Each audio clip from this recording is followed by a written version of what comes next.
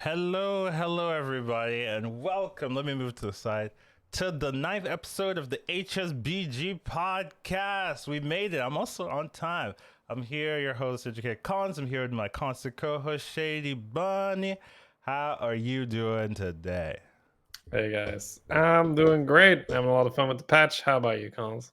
I'm also having a lot of fun with the patch. It's always nice to see some stuff, and the the Quilboars are playable, and they're interesting in mechanics and stuff. Playable is So one way of saying it. yeah, That's they're true. they're They're definitely playable. playable. So uh, it's nice, right? I remember some patches where they'd introduce stuff and people would just go back to the old stuff like immediately because it's like that's cool and all, but I keep destroying people with dragons or murlocs or whatever. So.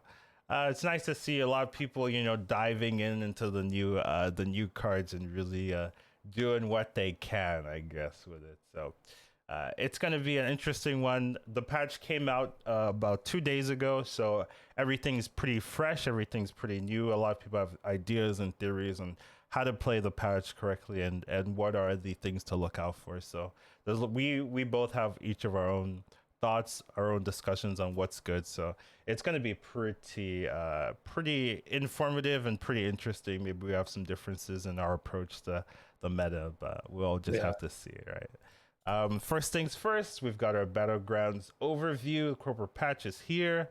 So just overview, I've just been playing uh, pretty much battlegrounds nonstop since it came out. Maybe not nonstop, but pretty often. I've had a lot of fun, a lot of interesting things. One thing to notice is that people are playing Quilboars. I every game maybe hmm like five or six, seven people are playing Quilboars. So, people are, willing to invest and see if it is uh, something they want to play long term. This happened in Elementals too. When Elementals came out, there was basically half the lobby was Elementals every game. So I'm not too surprised to see that happening with Quilboars. But the one difference is like people are playing Quilboars and then they're also like winning with Quilboars, right? That didn't necessarily happen with Elementals, where there were some games where Elementals would win, but you could easily see a lot of the other classes beating them down as well. But a lot of times the top three, two are Quilboars, and then there's like one person doing something old school, So I have noticed a lot of people playing Quilboars, and it seems to be effective. What do you think, Shady? Yeah. So for now, it's all I play because the rest just it's very hard to compare. I I think I've remember last week you're like, I think I'm gonna do the old stuff. You remember I you? was like, I'm gonna poison scam people, right? Yeah. So I've had a good taunt comp game, but with Quilboar splashed in on George. We could talk about that later. And then obviously, like poison scam still works because a lot of the time Quilboars are just huge stats. But it's really dominant. And I think it was when I had it was on the very first day. I died when I had Eliza, two Hoggers, Bran. I had just played a strong arm. A Hogger was like a 30-30. Eliza was on the board. I was getting pyre triggers.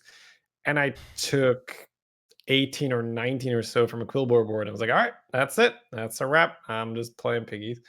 That was the moment where like, all right, if I'm dying with this board, this shit is unplayable. Now, obviously, it can be like a little bit of a like bad luck situation, but it's been working out great for me. I've been pretty much just playing Quillboard, just hard forcing. I think the entire day today, I've played one juggler game where I just had to play juggler because I couldn't play anything else. I got second there because everyone else was murdering each other, and then the lobby leader and I were left.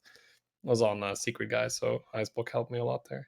But yeah, it's been super noticeable, Quillboard, to say the Uh, least. uh, I've been getting a lot of comments like, "Hey, Collins, wow, you're not playing Quilboars. Wow, you seem like the only person I'm watching this that's not playing Quilboars." Now, that doesn't mean I'm not playing Quilboars, right? It's just like I'm not playing Quilboars every game, right? But whenever they give me Quilboars, I take them. But I do think there are other ways to win in this meta besides Quilboars. I just think Quilboars are the easiest and they're the most like common, just because they're in every game, right? So even if you like let's say dragons, right? You're not gonna get dragons every game, right? So even if you want to force a different composition, due to the nature of it, Quilboars will be there every time. So they're reliable. Where the comp you might think has a bigger advantage or easier to do might not be every game. So that's why you're always going to be seeing Quilboar players. It's the flavor of the 2 days we've played,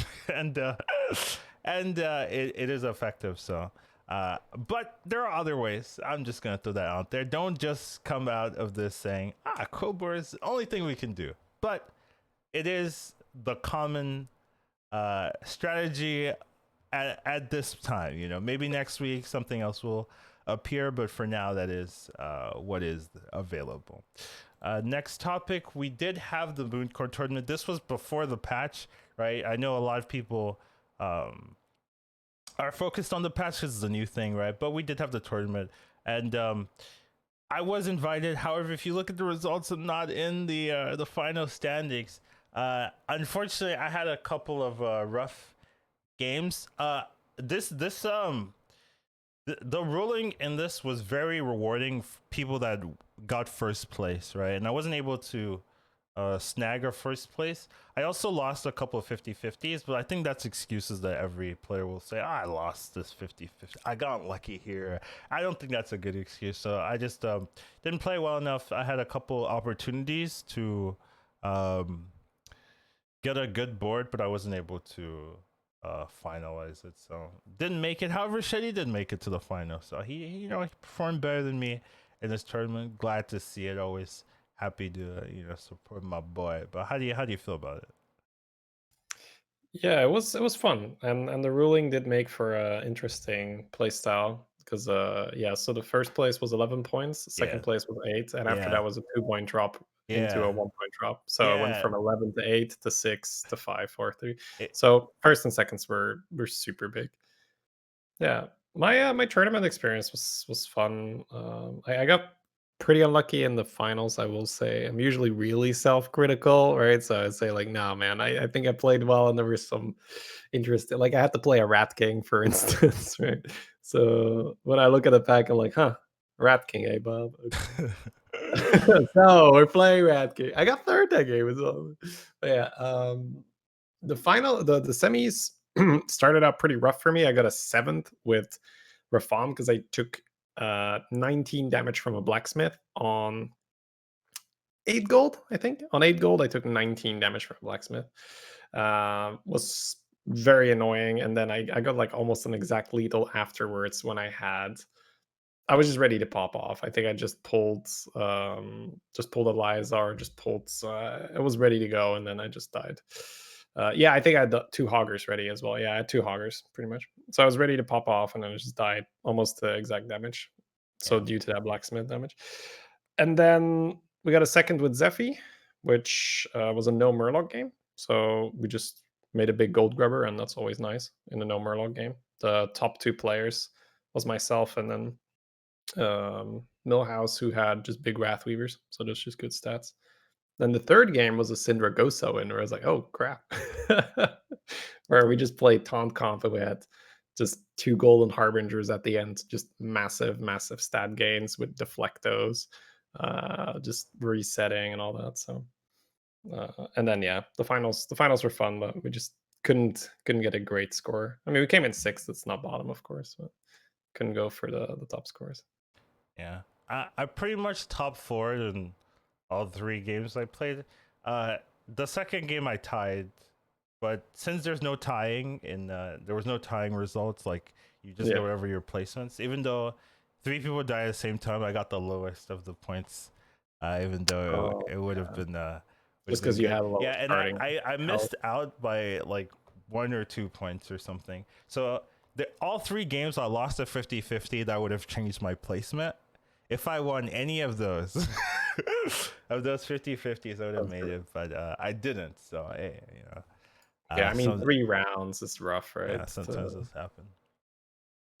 But hopefully there'll be more tournaments, there'll be more things to play, and new metas as well, right? This was the last tournament of this particular meta since the Quilboars came in, but I want to, I think it was a fun tournament. I had a lot of fun, even though it was short for me, and I do like that there are tournaments like this available, right? There isn't like too many BG tournaments that are like popping up, so any consistent one moon tournament is like the one real one that I see that's pretty consistent. So it's nice to see, and I had fun participating. So cool. Next topic we shall talk about is just a general patch update. This might be the longest topic, or one of the longer ones. Just kind of how we feel from the 2 days of play. What strategies we've thought about, what things we think are cool, we think are unique. Just a general overview of how we feel about this patch. For me, I so let's not beat around the bush. Quilboars are pretty good. They're playable. So it's not only pick this up when you get the perfect setup. No, you can kind of just pick up the core pieces whenever you see them and then transition. And then sometimes you don't have any core pieces, but you get like the 6-drop Quilboar and you're like, okay, I can do something with this. Like, I don't need other pieces. This is my one piece, and I can like find the beast Quilboar. And then, oh yeah, that's plus 12, plus 14, plus 14 a turn. I don't have to do anything. I can just work on my other minions and it's good to go. So there's a lot of like power, and they do have a decent amount of divine shields, right? I think that's a concern we had earlier, where it's like, oh, there's not that many. There's only 2 Quilboars with divine shield value. That's not going to be good enough. But so you don't really need them. You get a bonker, you get you get some blood gem value. You get that dynamic duo setup. There's so much stats you get so quickly that the opponents don't have time to set up their clean comp. You're already stronger than them for the whole game, and unless they get really lucky, they find the perfect setup, they find the perfect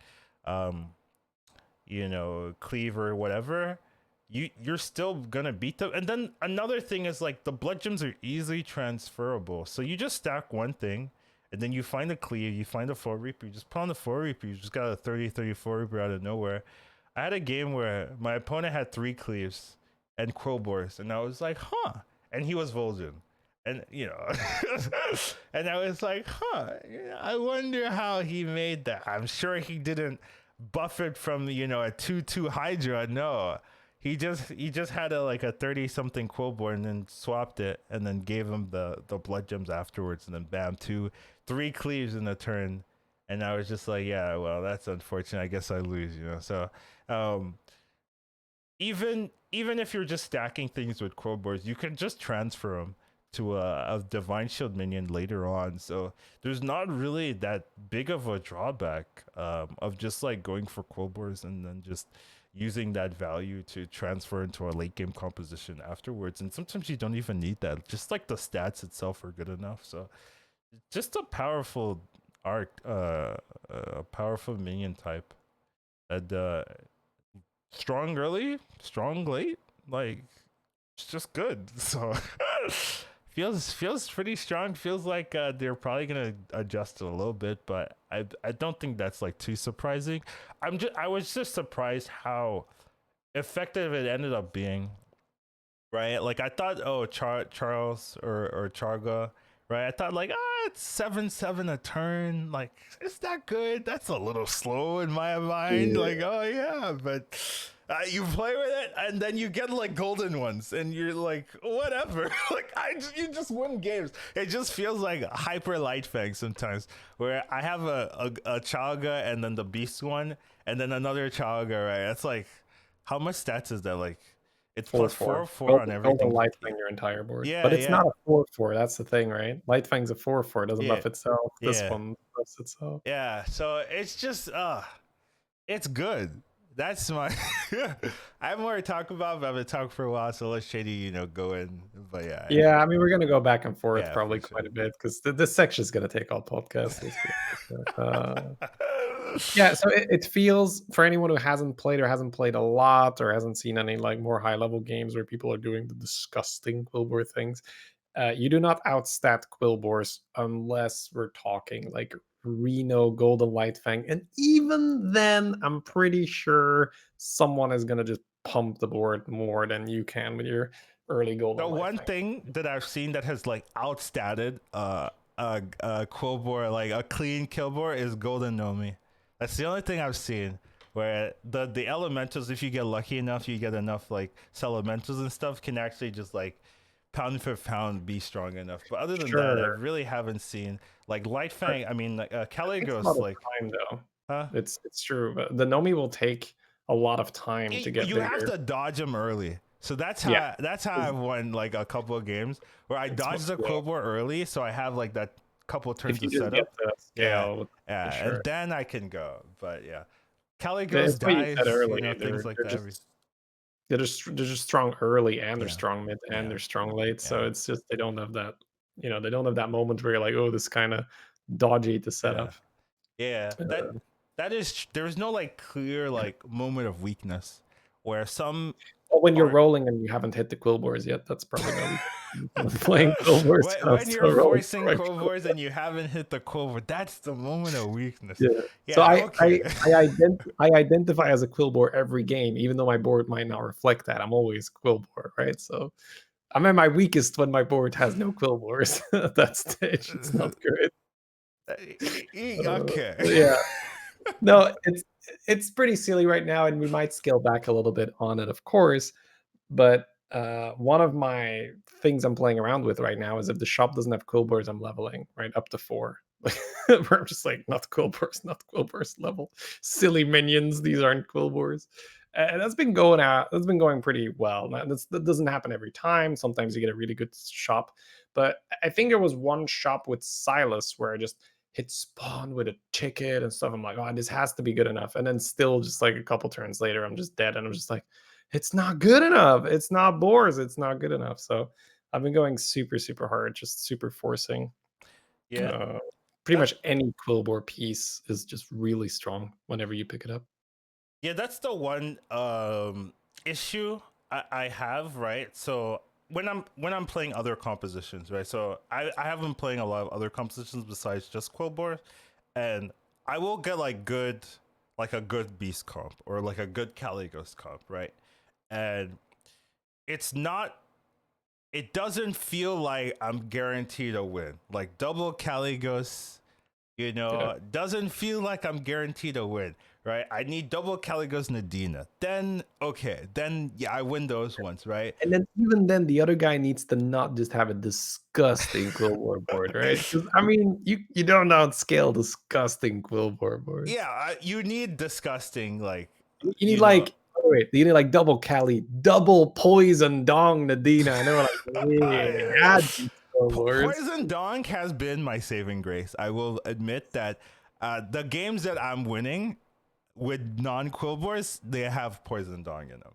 So Which that essentially is a Quilboar, so you're still using Quilboars in some sort. No, no, I but guess yeah, that is true. I think that's an important nuance when you say like, "Oh, I've won with dragons." You have to say, "No, no, you've won with poison dongs and some dragons," right? Because the poison is the real big equalizer here, right? Because their duo guy or whatever the 5/6 taunt is called when it's huge, it's easily 100 health when they combine it, right? It's Oh ridiculous. my, there's so many games where I'm fighting like, I'm in top 2 and then I'm like, okay, let's go. They have a duo with 100 HP and I'm like, I've lost.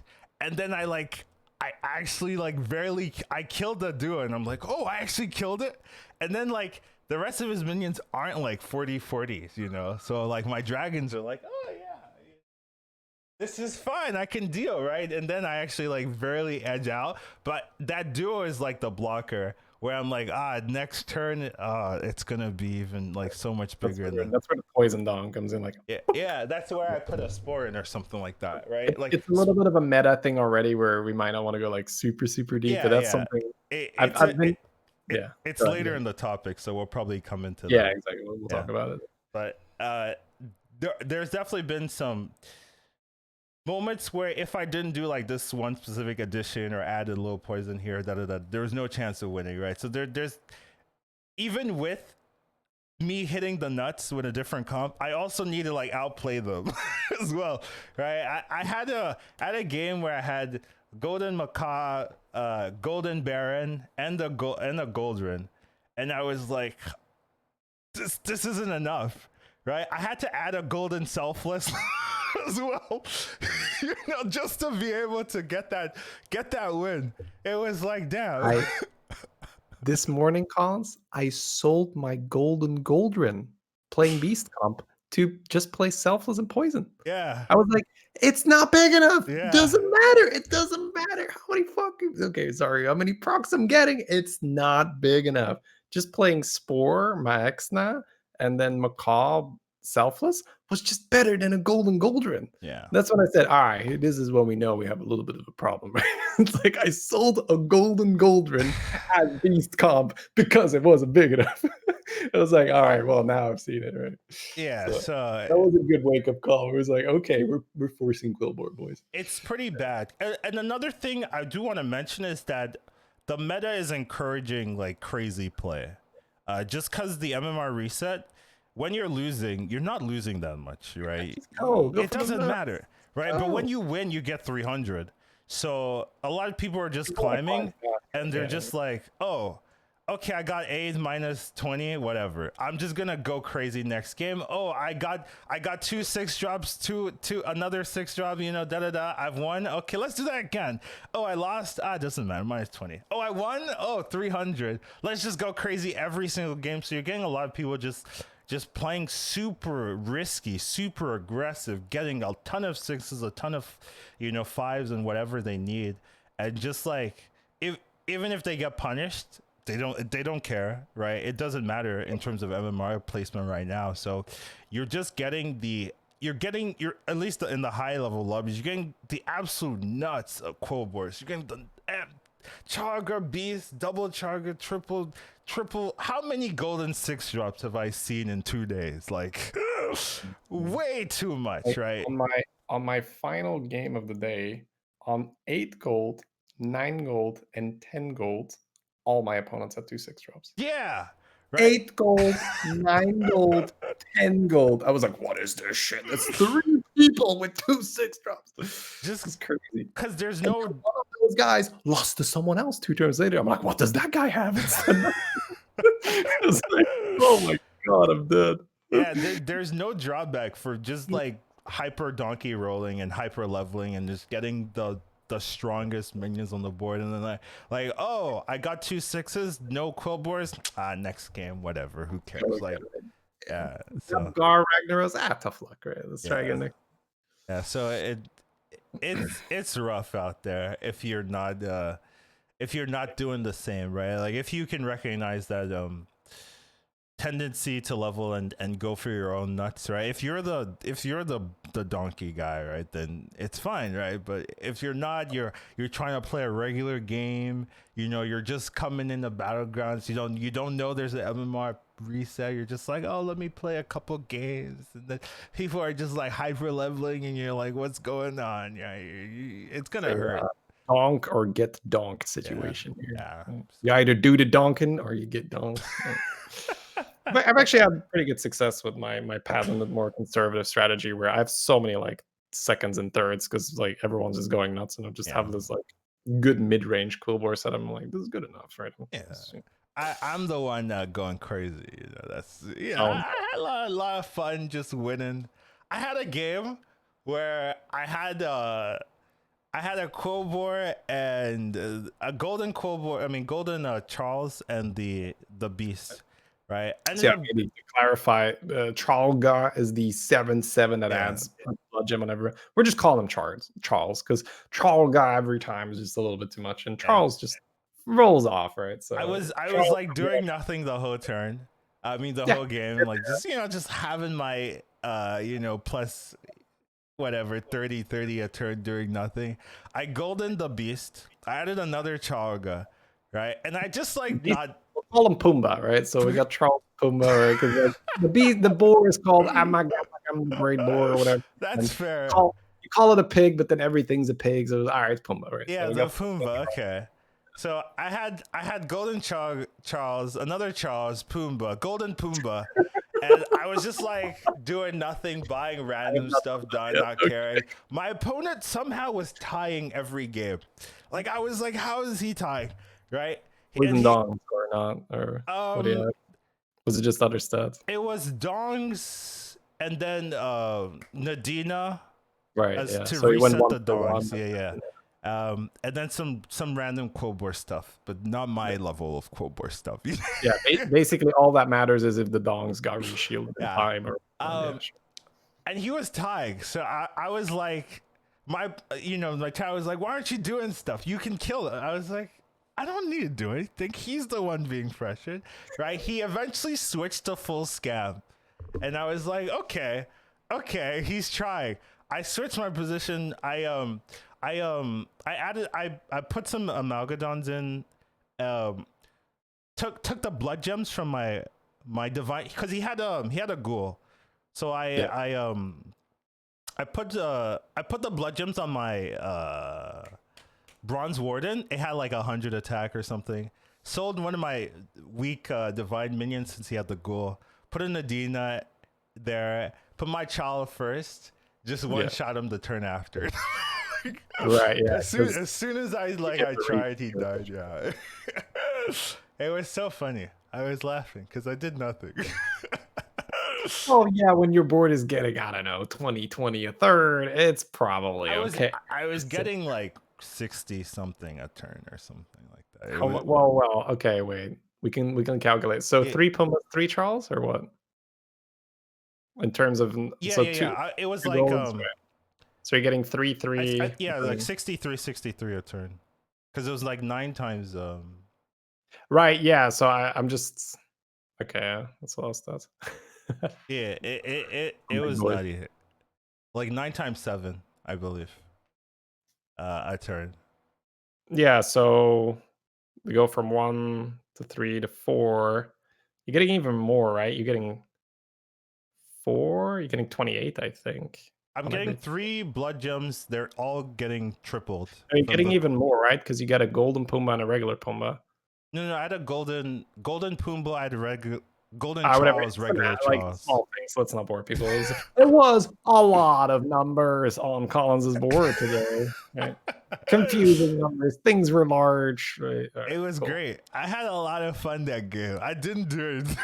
I just like I was done by like turn 10. I was done with my deck. Yeah. And it was very fun. But yeah, that's that's the nuts of Quilboars. But you don't get like that's not that uncommon, right? Like you'll see your opponents with that. Like somebody Yeah, gets the or nuts. some version, right, of Yeah. a Pumbaa with a Charles, and they just see the stats. Yeah. Yeah, like there's also just more advanced stuff right now where once again, like we'll talk about more about that later, but right now it feels like everyone's just dumping stats on the board. And if you can be like, well, let's divide those stats a little bit more intelligently, let's maybe play a selfless, let's add a poison minion. If you don't have everything big, let's put some stats on divine shields or cleaves, because it does feel that it's not necessarily people being lazy, but the cards are just new and it's just like exciting to just buff stuff. But then a George can come along with a board of Divine Shield, Poison, Murlocs, and absolutely murder you. We're like, huh, yeah, maybe I should have played a Ghoul on Selfless and stuff to counter the George. Yeah. You're not seeing too many people like think, I guess. They're Right? just Yeah, they're just going in. They're just like boars. Yep. Yep, that's Stats. More very stats. true.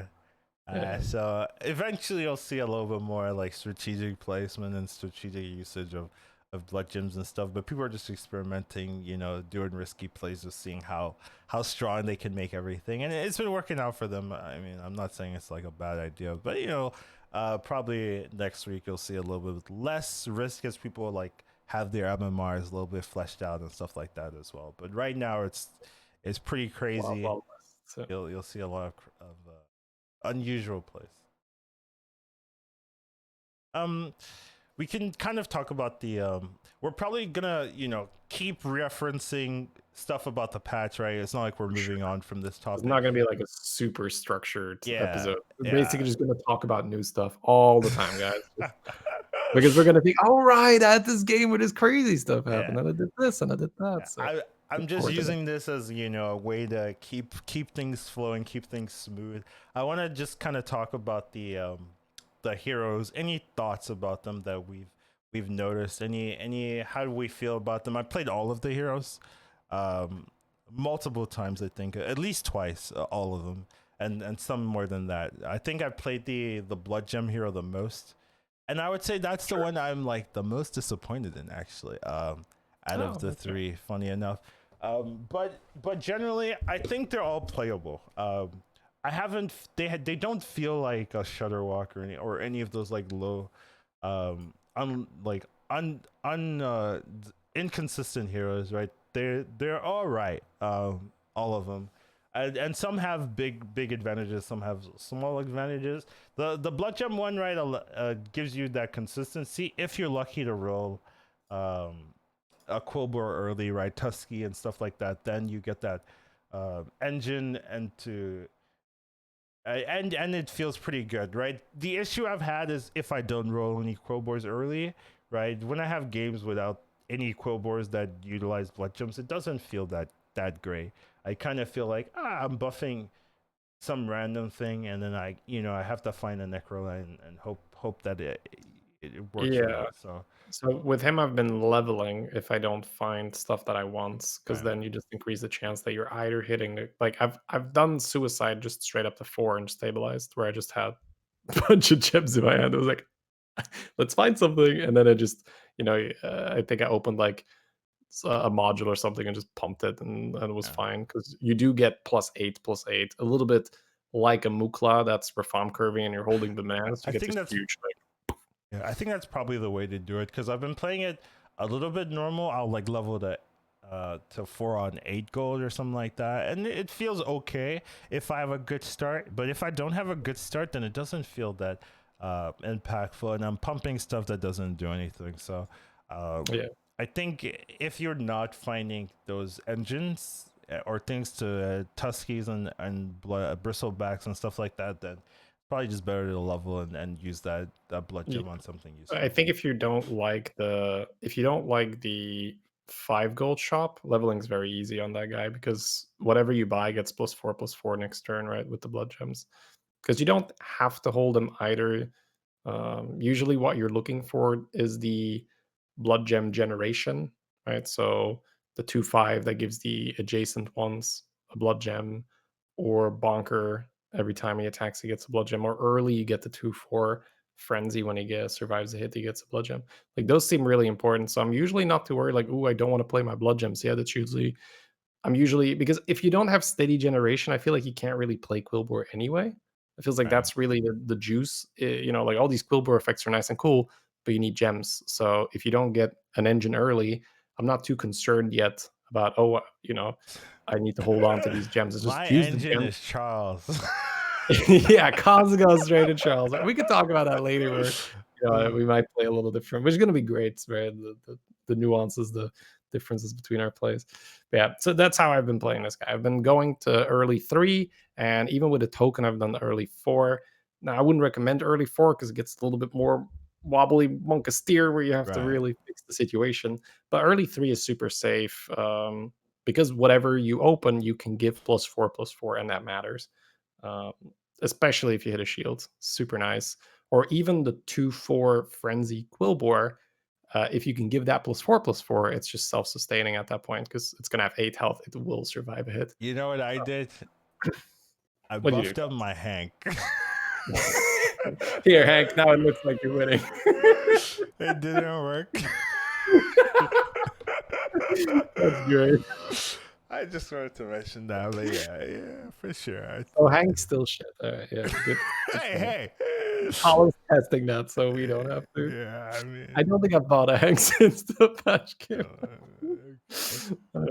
Good uh, talk. Good talk. fair enough. All right. Um, Vol'jin Z- next. Oh, yeah, sure. Zalea, Zarella. Probably Zyrella or something, right? Zyrella, yeah, she feels okay too. Kind of like, I still kind of think of her as a Yogg with targeting. Um, Mhm. it really depends if you're hitting those like Death Rattle, Battle Cry, scaling units. At least for me, just like getting them early. I like leveling up, Yogg leveling pretty easily as well with her. Getting to 5 tier Tavern 5 on 9 gold is pretty reliable. It's very easy to triple since you're choosing what you're getting, right? So you're not like, oh, I'm gonna hope Yogg hits whatever I need, right? You can pretty much, if you have an early triple, you can pretty much target, make sure you avoid it, and then get the triple whenever you want, get an early 4 or 6 or something like that. So that's pretty easy to do. And the I guess what would be the drawback? The drawback just like isn't that bad, right? Like a lot of the She feels good, yeah. yeah, I a lot like of the stats a lot of the minions you get, even if you are losing some stats to get it, it like pays for itself a lot of the time. So it her.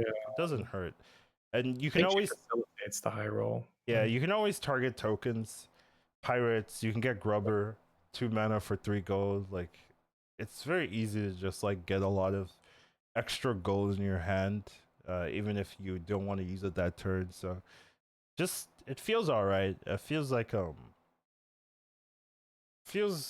playable hero, very consistent in the ability to level, and sometimes the hero power early is better early. Like it will buff your minion early. So I've targeted some tokens and stuff, and have a 2/2 tokens better than a Murloc token, better than the beast one, right? So Micromaze is the best yeah, one. yeah, it gives some safety. So I haven't had too much of an issue with her. Doesn't feel crazy, but it feels okay. What do you think? Yeah. I mean, I need to play her more, of course. I mean, we need to play all these heroes more, but she to me feels a bit more, maybe not on the level of Hooktusk Maiev, but I feel like I play her a bit more like that, where the hero power facilitates getting those cheap pairs. I think Because you those are better.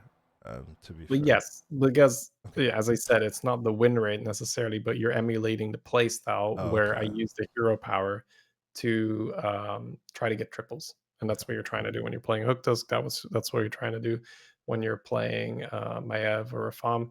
You're just hunting triples to get early Tralga a lot of the time, or any 6 drop that can carry you, and that's been pretty good for me, where I usually don't push to 5 unless I have a triple, and she's been allowing me to just have a bit better economy, right? Where normally you would have to pay 3 minion to pick up that extra pair. She can just like, yep, 2 gold, and I can grab that 1 drop, and usually the stats are better or about as good. You can hit the mic. I even have like 2 bacon relaxes on my board. I'm like, yeah, they're 2/2s. It's not the worst, right? So, Yeah. and then you can just cash them in later.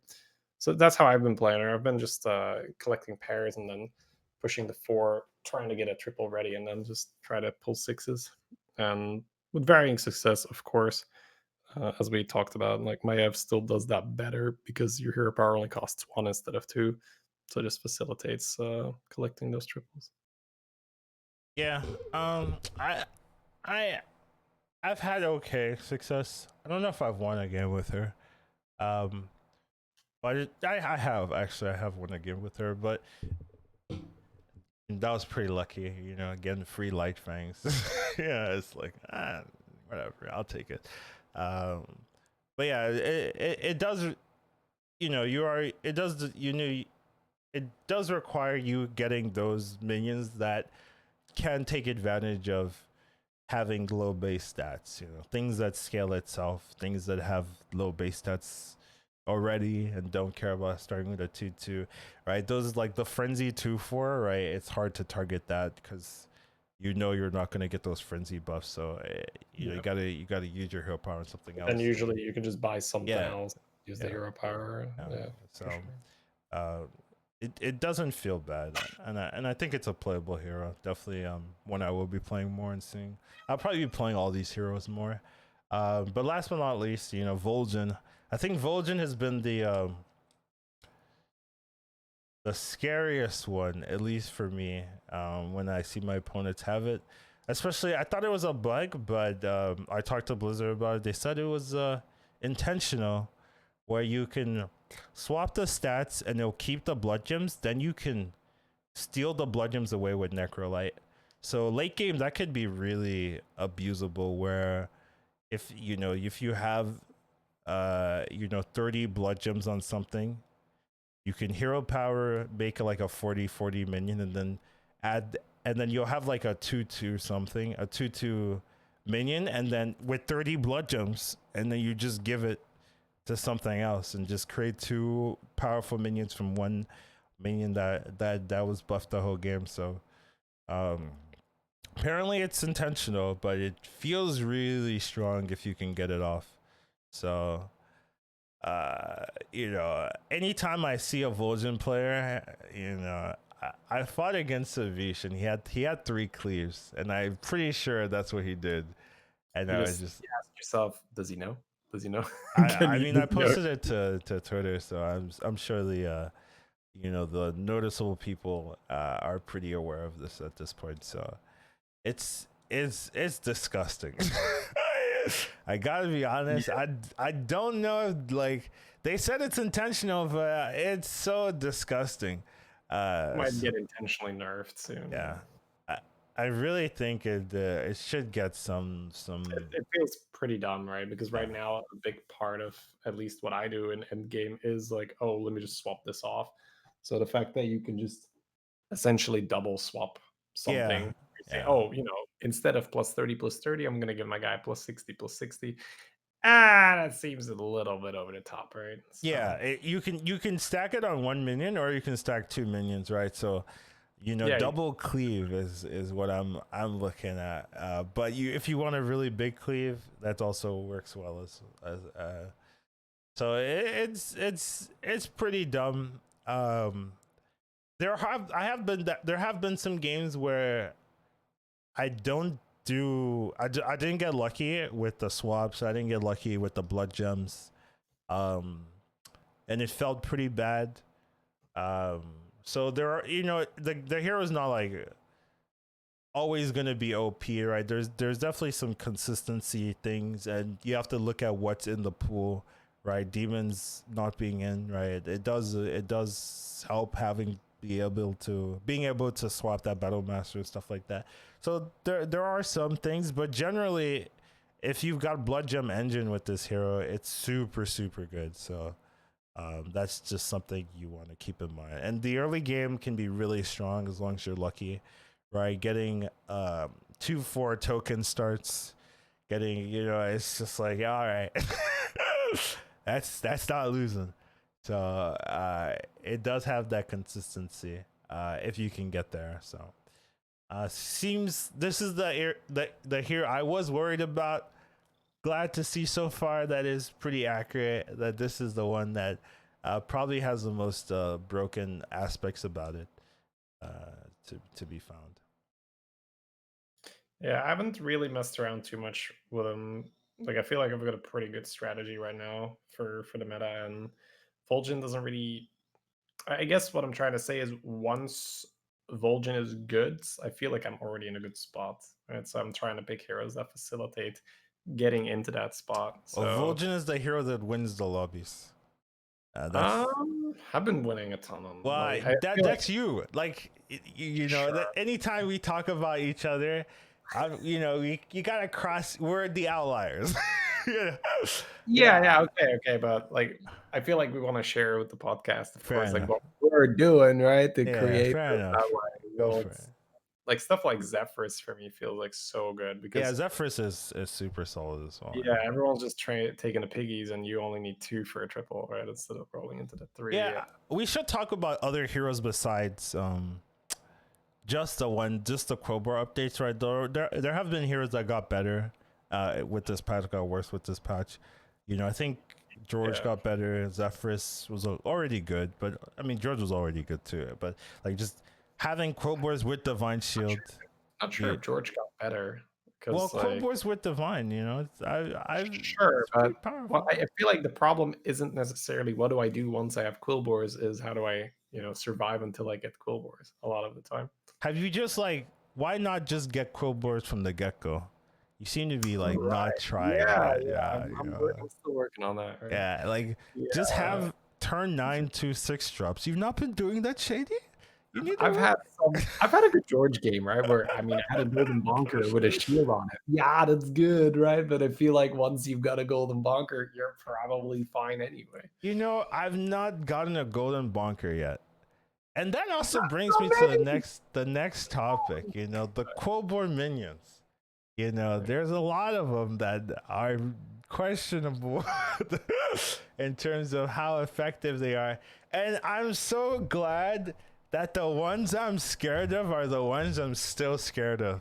You know, the golden bonkers, dude. I was so scared about that card.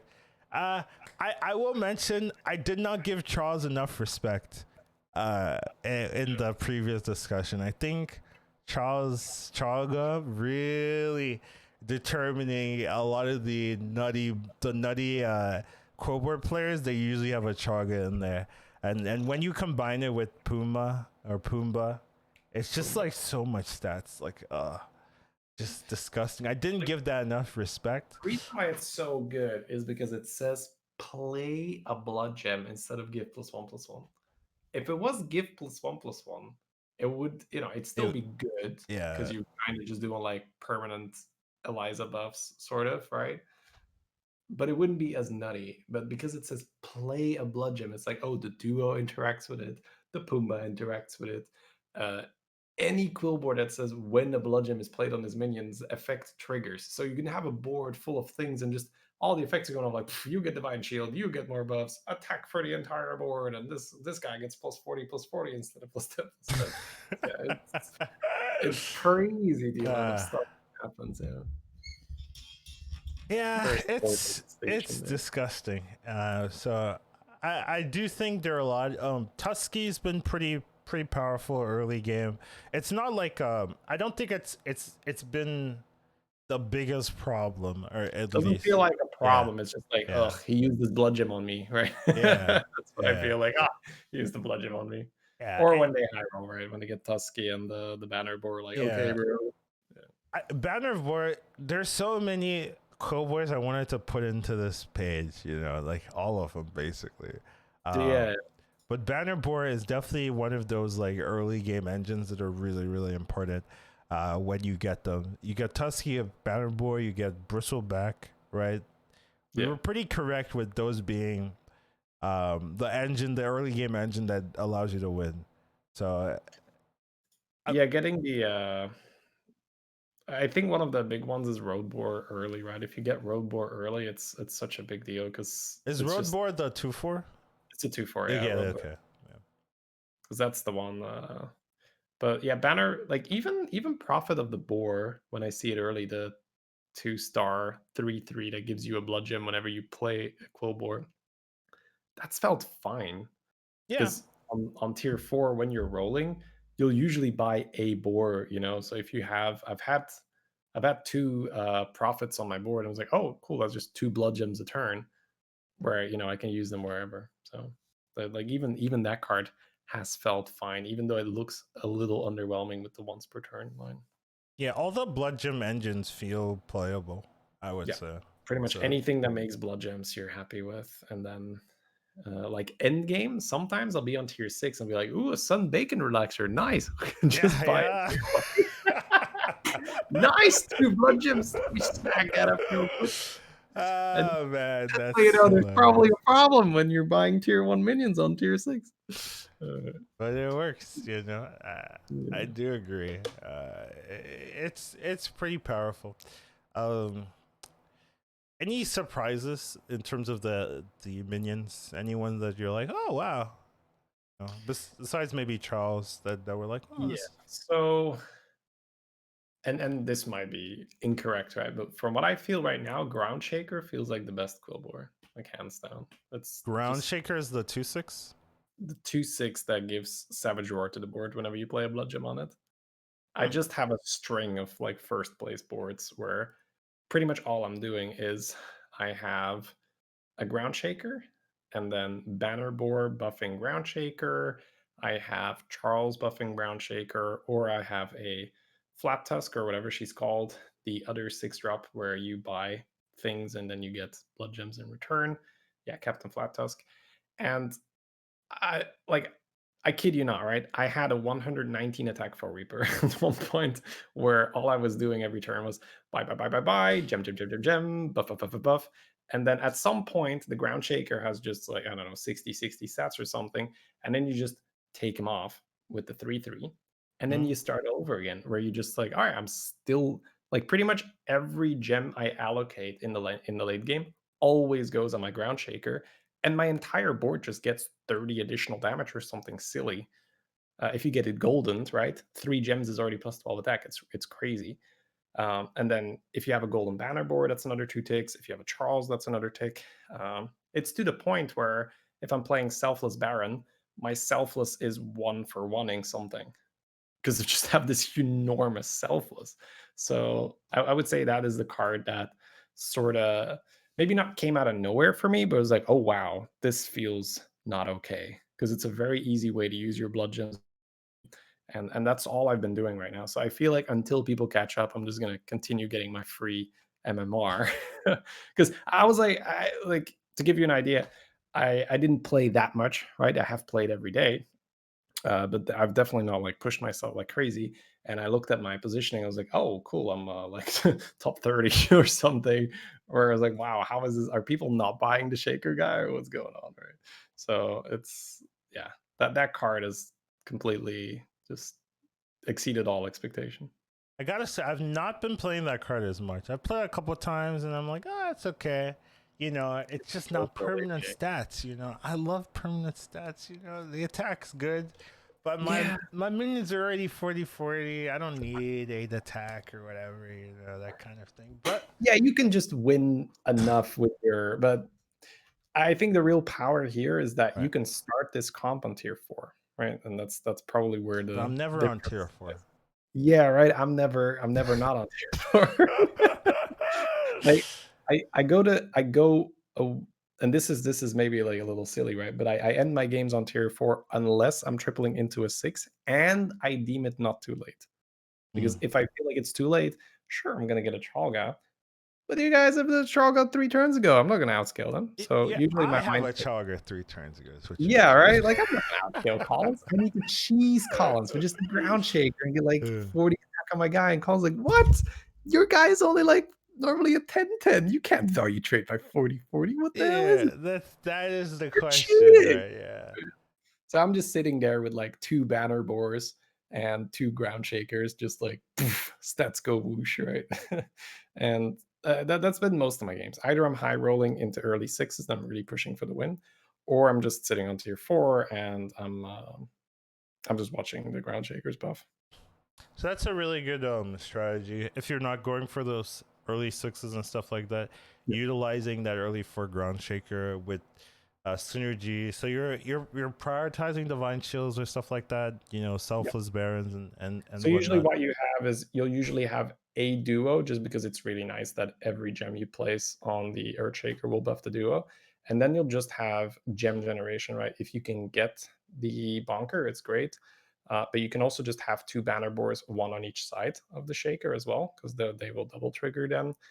You can just have a brute. Usually you'll have one of those as well. And then you just add a divine shield or a cleave. So usually I have a board full of Quilboars and 1 shield or so. And then later on, if the comp is going somewhere, I will introduce, say, another shield where I use the 3/3 to take the gems from the shaker and put them on another shield or so. So the ground shaker allows that safety in the mid game to then, you know, get to the point where you're swapping it into a cleave or into some I, type of I, divine I get shield the unit. guys. Yeah, I get the guys with the 2 Chalgas against me, and I tie or I like deal 7 to them because my right. board just, like they might still have a small minion, but all my guys are just huge attack. Right. And then like, usually it's my divine shield minion that trades 2 for 1, right? And then they go like, huh, I'm way bigger than him, but it doesn't matter because this round he just, has a bunch of attack. He just pumped himself. Yeah, Yeah, I just pump him. that's I'm really also just nice. I'm just pretty much going all in every round as well right now, and that might not be correct yet, but that's how I've been doing it this meta. And it feels pretty good. Like I'm not holding blood gems either, unless I'm against the ghost. I'm just like, all right, just all in, just pump, pump, pump. Unless, some boards you're like, well, probably don't need to put them from 40 attack to 50 attack right now. Some turns you see more blood gems than others.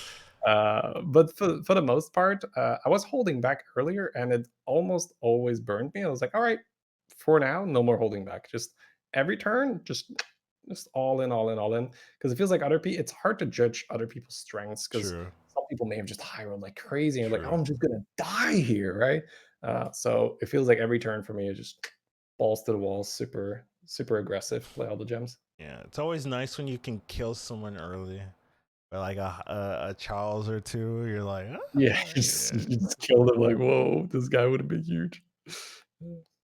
So that's definitely I think that's an important thing to notice, especially if you're staying on fours and utilizing that. Just making sure that you get those ground shakers, buff them up, get those banner boards, get those blood gem energy generation, and using that to stabilize the mid game, and then going from there, putting in a divine shield, putting in a cleave, finalizing that comp for the end game. So. Oh, and then the one thing, if you are taking it to the late game, Chalga actually doesn't feel that great for this setup, as opposed to Flat Tusk. And I've only just really thought about that earlier today, where I kept a Chalga on my board because it's just better, right? But then I was thinking, well, no, if most of my attack comes from just pumping this Earth Shaker or Ground Shaker, why am I not just keeping the Flat Tusk? Because there I can direct the blood gems straight onto the source of my buffs instead of just the Chalga who's only going to buff it one time. So it's still good to have a Chalga, but if I had to choose with this comp in the late game, I'd play the Flat Tusk because it just gives me more gems on the Shaker, which then gives my entire board a lot more attack. Yeah, we've generally been talking that Chaga is the better one, right, out of the two. But Flat Tusk does have its uses. I did have a game where I had a Hogger, and didn't have a Flat Tusk. I had 2 Chagas. And I was like, I had a game where I had a golden Hogger, and then I added a Flat Tusk later, and then I was like, oh, infinite gems. Like it was like as instant as a turn. I just bought it and boom, I had full board of gems the same turn. So it definitely works if you can get that golden Hogger synergy. It's just like a lot of button mashing, a lot of APM. So you got to be prepared for that. I hate it when I'm trying to go fast and then my minion is stuck to my mouse. I'm like, no, I don't want to sell my 60. I've Put it had a back couple down. of like lag issues Yeah. yesterday where I've learned to just say, okay, enough is enough. Where I just say, I might, because you think like, should I start playing my blood gems now? But no, maybe I will buy something. But then maybe I overdraw because then I spend gold and then the flat does get. So I've just been like, all right, I don't care if I'm missing some trigger on something. 2 gold from now. Here we go. 2 gems. So I don't overdraw whatever. You know what the blood gems remind me of when you have a Flat Tusk? It reminds me of that spell in the Dark Moon that fills your board with bananas.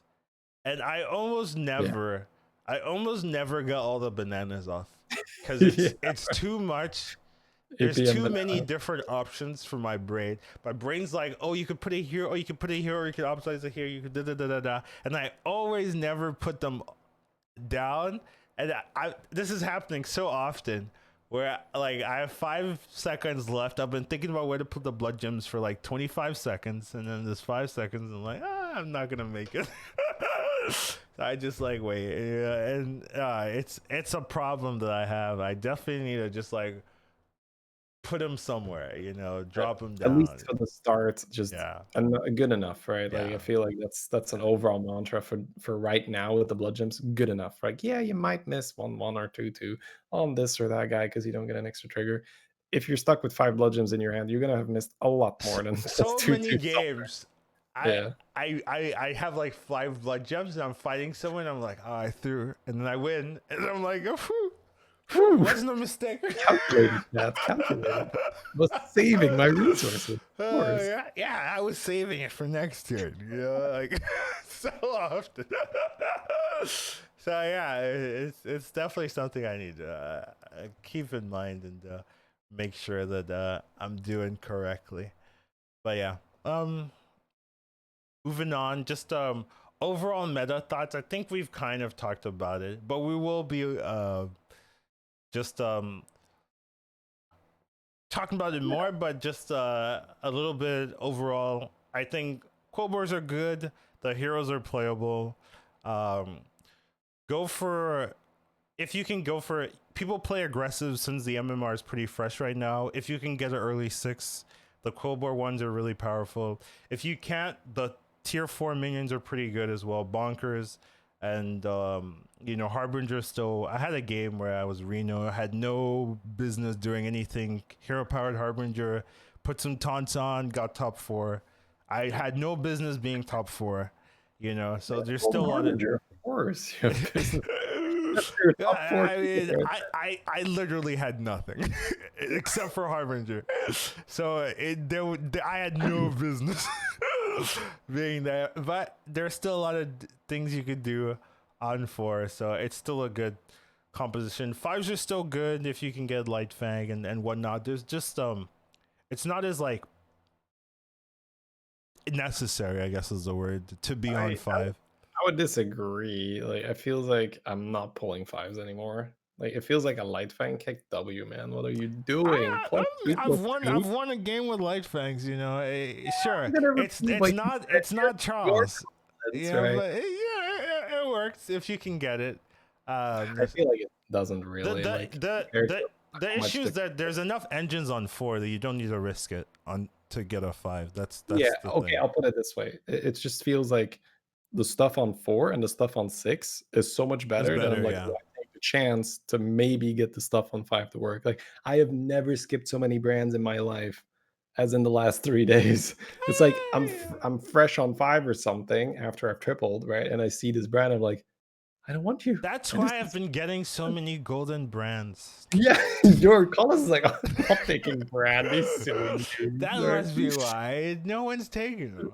They just giving them to me. It's crazy, right? Yeah. I might be wrong, right? We'll see. We'll see where we land after the smoke clears and we're like, Right. okay, we sort of know what's the best way to play now. But right now, I'm skipping brands, I'm skipping Light Fangs, and I'm just going straight for the Quilboar stuff. Yeah, well, I'm playing a lot of different comps. A lot of them end up getting me second. I will admit, right? Like the person with the nuts Quilboar, unless I'm outplaying them, right, ends up beating them, or I have Amalgadon, right. So I'm either playing non-Quilboars with Amalgadon, Divine Shield, and then that's enough, or I'm playing non-Quilboars and then it's not enough, and the Quilboar player will beat me. Or I'm playing Quilboars and whatever, I win. I think that's indeed Or it's I get very unlucky. true. It's very true what you're bringing up here. I do think that you can obviously win not playing Quilboars if you get the 2 perfect dongs, right? Yeah. And then obviously if you've been playing a little bit more brand where you're like, oh, nobody's picking brand, I get this golden brand, you're gonna have a much easier time, with Primal Fins, with Tavern Tempest, with Murazons generating extra economy, just discovering Amalgadon, playing it, golden brand, more chance you get the perfect dong. So I can definitely see that working as well. Right, we're probably gonna want to have I don't think you're ever in a position where you wouldn't want to add a Poison Divine Right. Shield minion that is all types to your board. So, yeah, trying to squeeze that in somehow is the challenge. Yeah. It can be harder if you have like all Quilboars, but sometimes with Quilboars you have like a beast as well with the so it's actually kind of not that hard to add an Amalgadon if you have like Oh, yeah. yeah. If I'm doing that, usually it's this turn where I have the 3/3 that transfer the blood gems from one to another. Yeah. You have to sell something to I've make done space that. on the board. Yeah, and then you play that guy, you steal, you now have useless minion, you sell it, then you play brand Amalgadon and sell the brand, or you keep the brand, whatever That's plan definitely you the have. way to do it. Yeah, yeah, it's the turn, right? Like, so if you haven't experienced this yet, guys, it's once you do want to switch those blood gems from one to another, you're like, oh crap, what am I selling? That was the big challenge for me on day one, and even like halfway day two. It was just like, I'm board locked, I'm board locked, I'm board locked. Like, everything is, and if you look at it, there's always a thing that's the weakest, right? You know, it's like, am I selling my golden Charga? Probably not. All right, next on the list. And then at some point, you're like, all right, well, this minion is negotiable, and then you can just use that board space to then squeeze in the Amalgadon, see if it's good, right? And then if it's bad, you can sell it and go back to playing other stuff. But that does bring us to our next topic. We're going to be talking about minion of the of the week, but I think it's a very important minion in this patch in this meta right now. We'll be talking about Deadly Spore. Oh, Deadly Spore. This is a card that's always been in the meta, always interesting, always good. But I really think when you think about how do you beat a Quilboar comp, right? How do you deal with Quilboars? One of the ways is a lot of times they'll have a dynamic duo. Dynamic duo doesn't have taunt. That's like sometimes their biggest minion. You put a Spore in front, you just one shot it, and it sometimes that's all you need. Like that, a lot of the games where I've been able to beat those like the high rolling Quilboars is because they have one duo or a golden duo or something, and that's their only taunt. And I just put a Spore in front, and then boom, that their biggest minion's gone. And then I just beat them with stats with the other minions. So poison's been always good, always necessary, especially against some comps. But right now, since everyone's playing Quilboars, right, and not all Quilboars that you're going to be playing have Divine Shield, right? Tusky and the Bristleback Knight, right, are the two clear Divine Shields, but not Bristleback Knight is really good, but it's not like in every Quilboar comp. You know, it's nice if you get it early and it synergizes, right? But a lot of people like wait until the late game and then they'll put it with a Necrolite or something like that. And then so a lot of times they won't have it in the early to mid. So you can get away with like just having a lot of poisons and just using that advantage. So Spore does a lot of damage, a lot of work. It's always been good. This one and the tier 6 beast my Exna, right? Yeah. If you can, I hold these in my hand sometimes because I know I'm going to be fighting a Quilboar comp at the end. So it's like, well, even if I don't need it right now, late game, maybe the last top 3, top 4, right? It's probably going to be useful. And same thing with Amalgadons, Murlocs as well. Murloc's a little bit harder. I had a game where I had a good Murloc game, and then the Quilboars just murdered me, and I was just like, yeah. I was like, damn, this is a good Murloc game. And the Quilboars still just like, they're faster. Even with, I had the brand, I had the setup, but it just wasn't fast enough. So I felt real bad, but Like you have a ton of health, right? But they just get so much damage as well. Then you're not value trading with your guys anymore. yeah, their minions 2 for 1, man. I don't have poison on everything, right? That's like 2 turns of gold usage sometimes if to get poison on everything if you do it individually. So that 2 turns you're waiting or you're not poisoning, right? They're getting so much stats for free. So it's hard to catch up to that, and even if you do, it might not be enough. So had some trouble there, but poison in general has been good. If you can put it early, if they're having duos, you can put it early. You can really snipe some key pieces and things like that, right? The only issue is when they're having multiple taunt and they have Amalgadons, like Quilboar and Amalgadon. Get me out of here. But other than that, it's fine. That's been the thing, right? Where I guess I have it from the perspective of the Quilboar player, where I try to Argus other stuff just so that they can't go for the guaranteed duo pop with the Spore. Well, that's not what everyone's doing. Let me tell you. No, I mean I can't do it every game either, and it hurts, right? When you see that, no, my beautiful large Quilboar tied to a 1/1 minion. Spore has just been, pretty much in the previous meta, the meta before that. Anytime you feel like your opponent is just beyond your reach when it comes to just pure stats wars, poison is always the obvious answer. Spore I guess, is the weakest form of poison because it's very susceptible to ghoul, and it can also See, just the randomly nice thing is that there's so much. I've had like Spore and Chalga, and I'm yeah. just like, oh, Oh, there's no ghoul sure, that's issue true. now.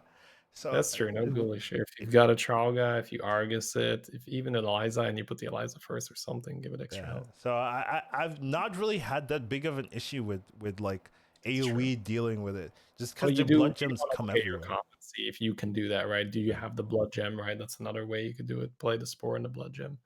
So I guess traditionally you prefer Murloc or Max now because they don't really have that problem. The Murloc is tougher to set up if you're swapping into it because you do need the Murloc spot and the Toxfin spot. And then afterwards, a lot of the time, what happens is you make a poison Murloc and then you sell the Toxfin and put a Spore in. At least that's usually how my scam comps come to be, where the Spore is sort of the final piece I put down because it doesn't require extra board space to become poison as it already has poison. So you might even have a turn where it's like Murloc, Toxfin, Toxfin, the Toxfin, put the Spore down, bunch of poisons. And then super synergy with Selfless Hero and Baron.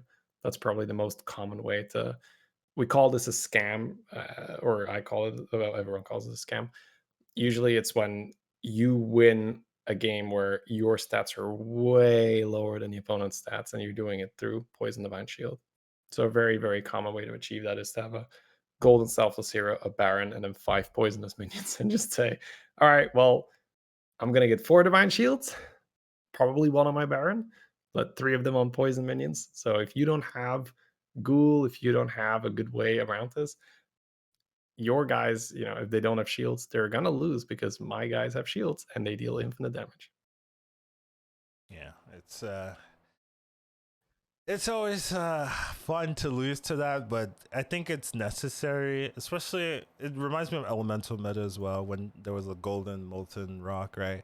Just having that Spore in the front to take that out, so that you can deal with the rest of the minions. Right? It's just it gives you an answer. Whereas if this wasn't in, there's just no answer. To just big stats, unless you get lucky and you get the Amalgadon poison or And I launch or think something it's like good indeed, because otherwise you just get lazy, right? I know how you like that, Collins. Just turn off your brain, just big stats, right? But it's kind of that. scammy. I have Yeah, to play around because it feels like it's the ball great. is, yeah, but I feel like the ball is always in the court of whoever has the stats, because you can scam the scammer, right? You can place a ghoul so that their selfless goes off, or you can use the ghoul pre-selfless to snipe the spores. You can have cleave, which is then this is a disaster for a poison scam. Hates fighting cleaves, right? You can even have a zap to snipe the baron. So there's a, unless there's spores, because then you might hit the spore. That's not even the worst thing ever. So there's definitely things you can do as the person with the big stats to get around the scam. But it is good that it's there because it's a bit of a check. Like, hey, I'm not just gonna let you run away with the game. Do you know what to do if I do this? Do you know what to do if I make a board full of poison divine shield minions? Right. So cleave, ghoul, their own selfless heroes, all these things help. Or a very maybe one you don't hear of often is Amalgadon with spores in the front. Also just decimates poison comp because the Amalgadon dies, you get 2 spores or so in the front. It's like, boop, let me just pop your divine shields in my plans. Very annoying. Yeah, or Malgadons with Nadina as well. Sure. Right, they go in, then you get the refresh. And you're like, oh, I gotta do it again, and then your minions aren't strong enough to kill the Malgadons initially, and you're just like, there goes right into the divine shield, poison the Malgadon again. There goes half my board, or all my board sometimes, if you've got 2. So it can feel pretty bad, but it's a necessary evil, especially when there's a tendency for the cards to make big stats with no divine shield or things like that. So it's just a good thing to keep in mind, right? When you're against opponents and everyone's running Quilboars, right? If you don't know how to get out of that situation, try running poisons. Right, see if that is the answer to dealing with that composition. So just felt necessary, felt like a good time to talk about sports since it's so For sure. it's a good thing to tell folks at this point. Next minion hero we're talking about is Tess. Tess is an interesting one. I really want to talk about Tess this week because anytime there's a new expansion, There's a new minion type. Tess comes out of the woodworks. People start playing her for good reason because everyone's running the same comp, right? Everyone's playing Quilboars, you know. So Tess is like, well, you're playing Quilboars? I'll take your Quilboars. Oh, the next opponent's playing Quilboars. I'll take your Quilboars. Oh, the next opponent's also playing Quilboars. Well, there's a triple, there's 2 triples, there's 3 triples. Here we go. You know, and then everything synergizes with your board because let's say you have a Chaga, they have the beast, the Puma, then boom, you've just added, you know, you've doubled your strength, right? It's very easy to just scale off your opponents when you have this. Same thing, this happened with elementals. When elementals were added, half the lobby was playing elementals. Any test would be playing elementals as well and just take all the pieces from your opponent and go from there. So it's just a really good hero during new expansions. Now, you know, eventually when patches come and things get balanced, you know, it stops being everyone's playing Quilboar meta, and you know, Tess goes down in value and down in priority. But right now, 3 days after the patch, you know, Tess is gonna be played and Quilboars are gonna be played, and you can take it. There is, you know, you always have to be careful that you don't have a passive hero power, right? Like you have to use gold to get the minions. So it's not like, oh, I will get strong early, right? You can die early with Tess, right? It's not like, oh, you're guaranteed to do well. You can still die early, but you have, if you don't die early, you can create a good early game. Then your mid to late game can be really, really nice because all the pieces that you need to make a good composition that everyone else is playing, you're getting for 1 gold for your opponent. So it is a very useful hero, especially in this meta when everyone is running similar compositions. Yeah. I've had some good test games myself. I haven't played Tess. Okay. Yeah.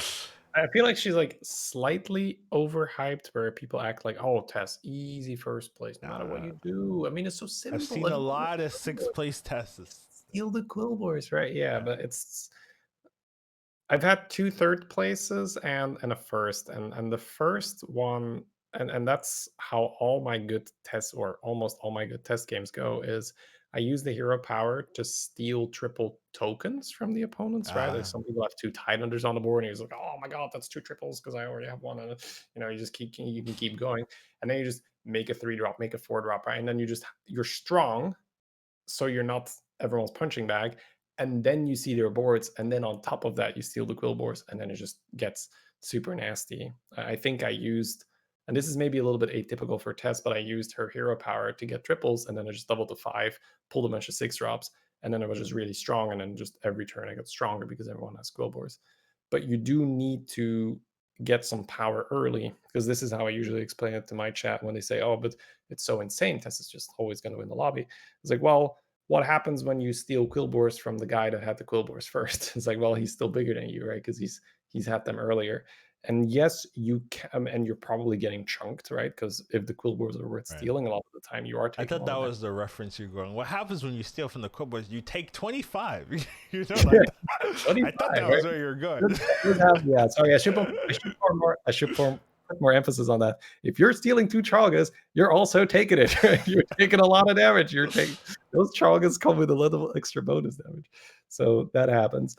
And then you might say, well, but you recovered that by just stealing Quilboars from the other guys. And it's like, well, what makes you say that you're strong enough immediately to survive the next guy? So there's definitely this little bit of an awkward period where, oh, just give me like 2 turns of no one attacking me and I'm super strong. Like, yeah, that doesn't happen in this game, right? You're fighting someone every game unless there's a ghost, and then you're getting lucky. So it feels like the recipe for test success, at least in my experience, is steal tokens or good pairs from other people early, get a power spike there so you're strong enough, you have the tempo, maybe something like Harbinger to just be strong on the board, and then you can just start raking in the Quilboars. Because once you're secure in the mid game, then it's ridiculous, of course, right? You just keep getting all the good Quilboars, and everything is golden in no time. Yeah, so trying to get a power spike any way you can early so that you could survive for the mid to late game, right? Because you don't have a hero power until, you know, the mid to late game when you can take people's stuff. But if you use your hero power to get an early triple, then you have some advantage that can keep you going. So that is one thing to notice with Tess, right? Even before the patch, when I played Tess, right, it always did feel that using their hero power to get a triple was the best way to survive, right? Then once you get there, then you can start taking people's compositions and going from there, and then using that to win. So I do agree with that. I just wanted to talk about Tess because anytime there's an expansion, right, Tess always comes in the forefront of, this is a hero, that's so good, so strong, so consistent. You take everyone's Quilboars and you win. But a lot of times you're taking people's Quilboars as you die, yeah. And then, you have to hope that you don't die. And then once you take people's Quilboars, that doesn't mean you're taking their Quilboar stats, right? You're starting with a fresh one. So you have to grow from then on. So it takes time for you to get into that powerful composition, right? If you can do that, then it's really good, right? You can take people's nuts. You saw that a lot with dragons, right? You take their Caligoses and you're like, yeah, I've won. You've got 2, I've got 4. That kind of thing, right? So it can work, and it's pretty good if it does work. But there is a lot of RNG in terms of making sure that you can stabilize early, get a triple early or something like that, some type of power play early so that you can make it to the mid to the late game and then go from there. So it is gonna be a good hero for now, or at least a playable hero for now while everyone's playing the same archetype, but it can fall off once things are normalized or people start experimenting with the other compositions. But for now, it can work, but it's not a guaranteed first or anything like that. Yep. Yeah, she's definitely stronger now than she was before the patch. Yeah. There's no denying that, of course. That is true. Now, next thing we want to talk about is the best 4 drops. I think a lot of I want to keep this up, right? I think a lot has changed since the last time we talked about the best 3 drops. If we had the best 3 drops now, it would be a little bit different than the last than the one we produced. But it's because there's new patches, new meta, there's new cards to talk about. But I still think we want to continue with where we were. I don't think starting over from 1 would make a lot of sense here. But I think 4s have the most, or like one of the most amount of playable things or things that you want to see. And I was having a hard time putting all the cards or fitting all the cards here. I was like, oh, what about this? What about that? What about this? What about that? There's a lot of good things to do on 4. That's why 4s are pretty, Tavern 4 is a pretty comfortable place to be, just because there's a lot of things you can roll into the shop and be like, oh, I could do something with this. Oh, I could do something with this, right? I remember previous patch where taunt comp was very prominent, right? Champion of Yashraj. Nowadays, I don't know if it's that common. I don't really see a lot of champion players. I tried playing champion and it just felt a little slow, right? The dude had a Charles and I was just like, yeah. So you know what I did? Just ran 4 Harbingers. That's actually what I did. And it was better, to be fair. So there are pieces maybe with a different meta, maybe if they nerf Quilboars a little bit, right? You might see it again. But there are other things bonkers, right? I was so scared of this card. I'm glad that I was scared because it can be pretty fearful, especially the golden one, which I knew was going to be a problem. 8 blood jumps, who thought that was fair? I think it gets checked a little bit because in the later game it's so rare you get all 8s, yeah, right? Because you're okay. You just get 6. That's not fine. even then, right? I think it's very common to hit to get hit, 4. right? Yeah. But sure. And another thing with bonkers is that super. It can attack again, right? It's Yeah, not, I've had games where it's the only thing alive, and I'm supposed to get 2, but I got 5, and I'm just like, okay, that's so free. So it's not. There are upsides. It's not just oh yeah, you just get 2. There's more upside to it too. So it's pretty nice. Gold Grubber is still viable if you can get like Zephyrs does well, Reno can do well with it. So it does have some things and Cleaves, there's so many things on 4 that are really useful. I I think it's just if you're not getting early 6s, it's one of the things to look out for, seeing if you can find pieces on 4, Blood Gem Generation and things like that, and go from there. Yeah, it's a bit of a weird one, as you mentioned before, because we're just in the new meta. Right. So in the previous meta, egg would be a huge mention for me, where once I get to tier 4, I just start rolling and I try to pick up good pairs. So that Right. like 2 eggs, that's what egg is one of those units that just gets so much better when you triple it as well, because you just get a lot of extra health pretty much for free, Right. because you just slap on an extra 8, but then you also get 16 out of the egg, which is super relevant, and then you can maybe even combo it with Baron and Chad and all that stuff. So yeah, egg definitely up there. Module, I think before the patch was probably by far, well, maybe not by far, yeah, Argus as well, right? So Argus was I was insane. considering putting Argus in here too instead of the Yeah, Lookout. previous meta, Yeah. meta defining card, absolutely. Because for those of you just catching up saying Argus, why is Argus so good? Just the option of taunting Divine Shields and playing Arm of the Empire, instant power. Very, very good, right? Divine Shield scales exceptionally well with attack. Arm of the Empire gives a ton of attack to taunts. Usually not too impressive because your taunts just end up dying. But if you have a module, that's Taunt Divine Shield. If you Argus Divine Shields, another Taunt Divine Shield. Later on, if you're playing Champion of Yashraj in that taunt comp, Argus the champion gets even more scaling, because at the end, when all the taunts are dead, the champion's still going strong. They have a rat pack, it pops, you're just sitting there like, oh yes, give me more stats, baby. It's very, very fun to just watch the just tick, tick, tick, +2, +2, +2 if it's a golden champ. So yeah, I'd say Argus, previous meta, super meta defining. Egg would be great. We're not in a previous meta, however, so right now it's pretty much for me all the Quilboars. There's no Quilboar where I'm like, oh, I don't want that one. Right? The Shaker, amazing if you just get that on 4. Right? Sorry, let me rephrase that. With Blood Gem Generation, absolutely insane. If you have Banner Boars and Shaker, it just almost secures your next couple rounds, where you just have a free, let's say, 4 extra Yeah, attack on all your. the 4 Quilboars are good. That's true. Yeah, you can look at that, right? There's not a 4-drop Quilboar where you're like, I don't want that. Dynamic Duo, great synergy with pretty much every Blood Gem mechanic. Bonker, the premium tier 4 Blood Gem generator, and then Ground Shaker, probably the best Blood Gem engine, maybe in the game right now. Well, depends on what we call it, engine, I guess. Whatever uses the Blood Gems. For me right now, Ground Shaker is the best unit to put Blood Gems on.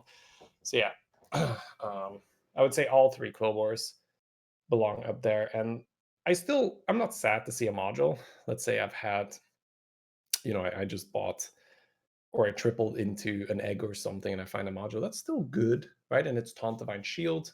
It keeps the rest of your comp safe. It helps you fight off cleave because you can isolate the taunt, or helps you ward off poison if you're playing a Taunt Divine Shield and a duo. Later on, when we talked about the Spore, having a Divine Shield so the Spore doesn't kill your duo is pretty good.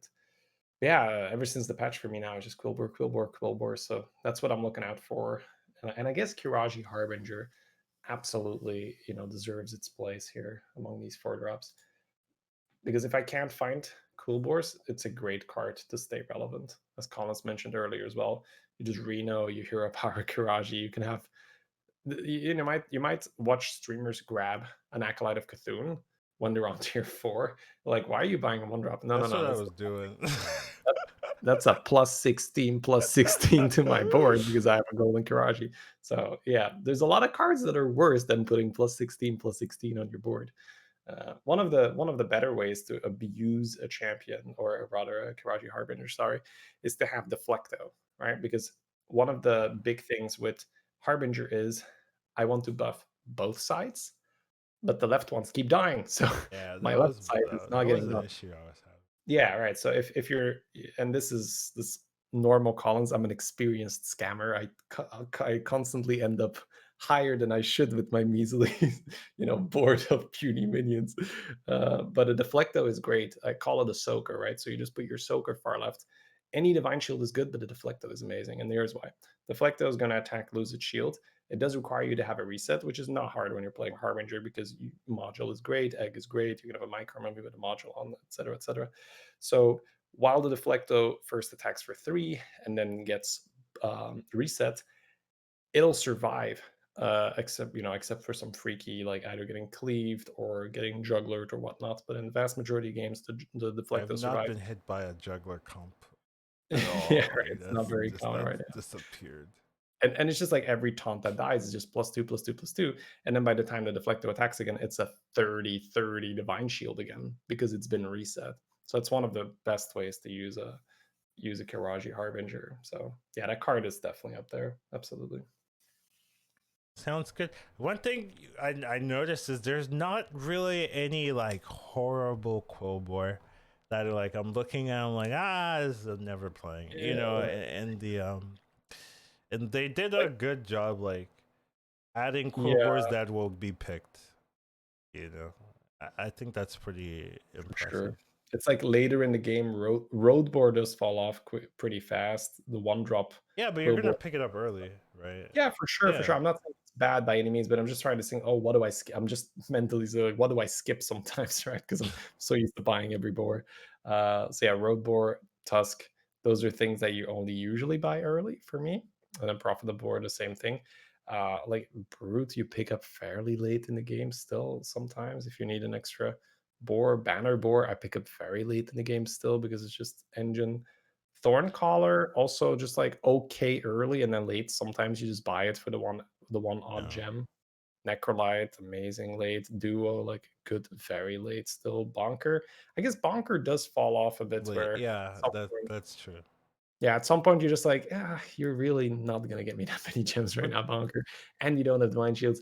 Maybe we should swap those blob gems off you to a divine shield. So that does happen a lot where That the is Bonker. one of my necrolite targets.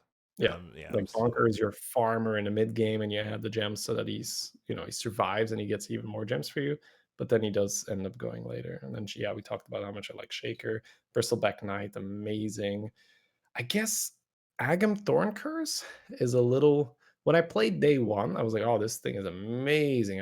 I made such insane boards. Everything was so huge. And then I just realized, it's usually better to just play full Quilboar.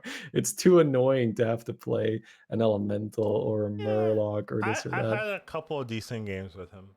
It can happen. Yeah, it usually goes bonkers Thorn Curse, and then the rest are just other divine shields. For sure. That's And you can do very well with him, absolutely. But I guess what I'm trying to say is, I play him less than I thought I would, just because the whole Light Fang archetype is a little less accessible. If say I'm running double banner board, double shaker, right? At that point, like, what are you gonna do? How are you gonna fit that? You're never gonna buff anything else. So I guess it's because I shaker don't is so have good. that often. Yeah. Yeah. So I mean, try it out, right? Try it out. I will. I definitely will. Yeah.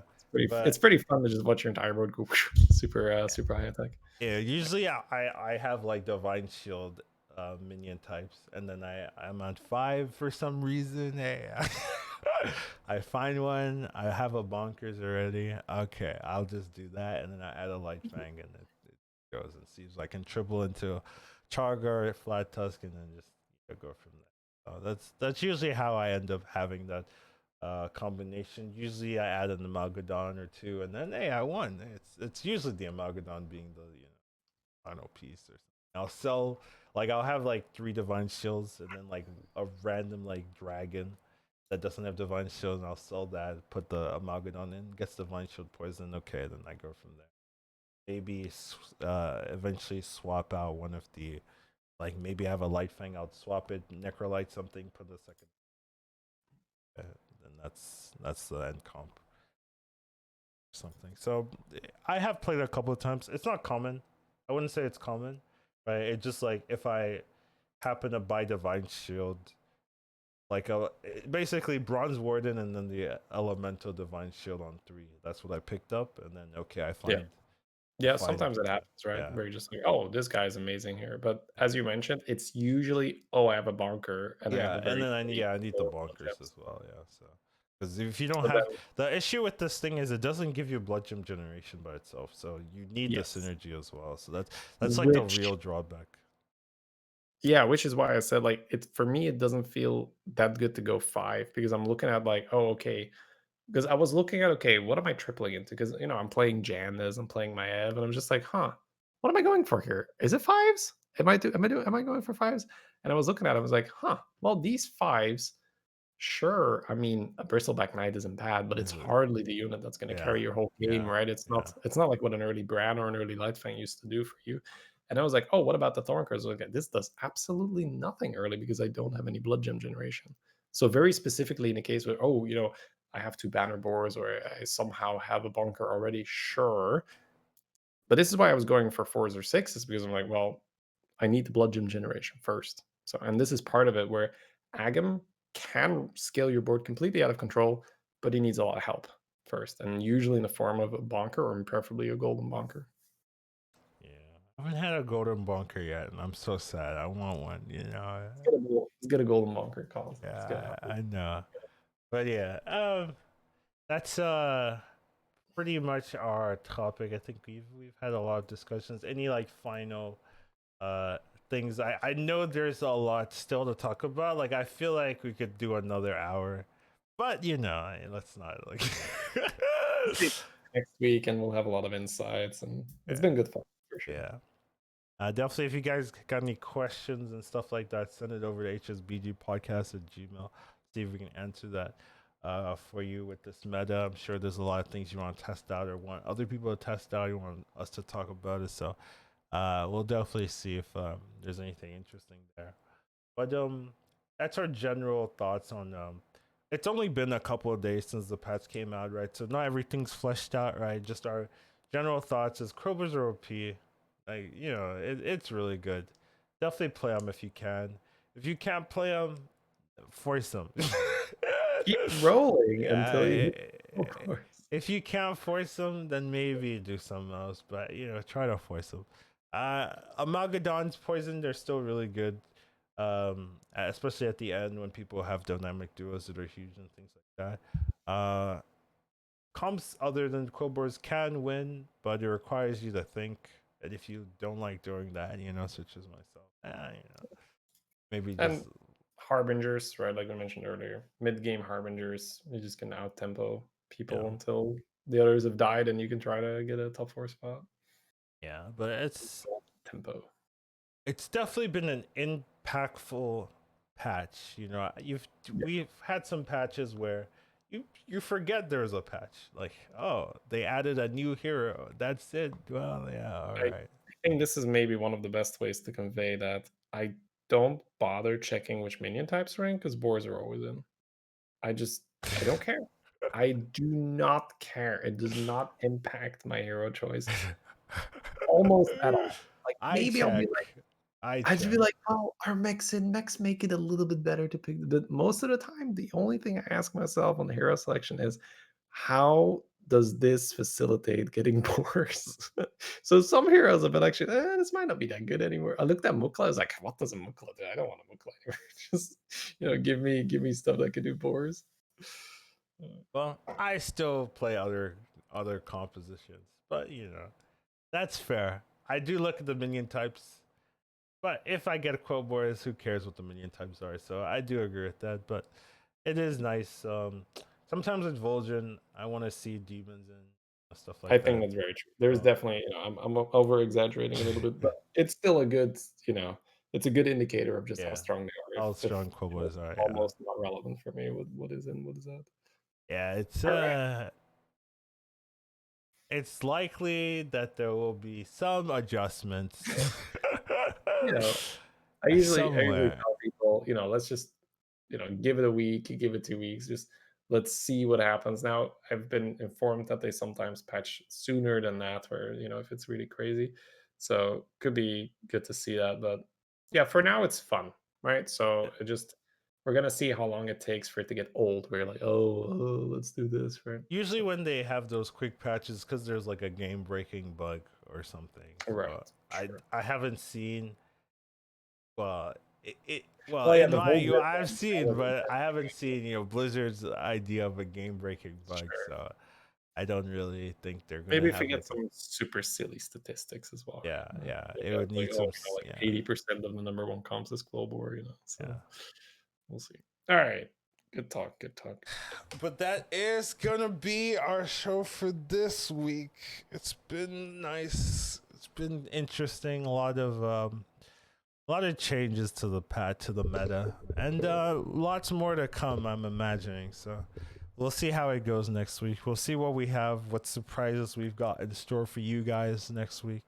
And thank you for joining us today. Don't forget, you can send us an email, HSBGPodcast. Thank you, Shady, for being around, sticking around, giving us your insight. And you can catch us on Twitch, YouTube, Twitter, all that fancy stuff. And All that good jazz. yeah, any final words you guys Shady here? Bore it up, boys. Let's go. Easy bonkers. And I will give the counterpoint. You can do other comps, You but keep saying that. You keep saying that. Spore is probably the best. Yeah, I'd like to give hope for the rest of civilization. Everyone's looking at our Boar overlords, and I'm just like, there are champions or something in the other archetypes. I, for one, welcome our being. But yeah, we'll see you guys later. Thanks for joining us, and take care of yourselves. Have a wonderful day. Have a good one, everyone.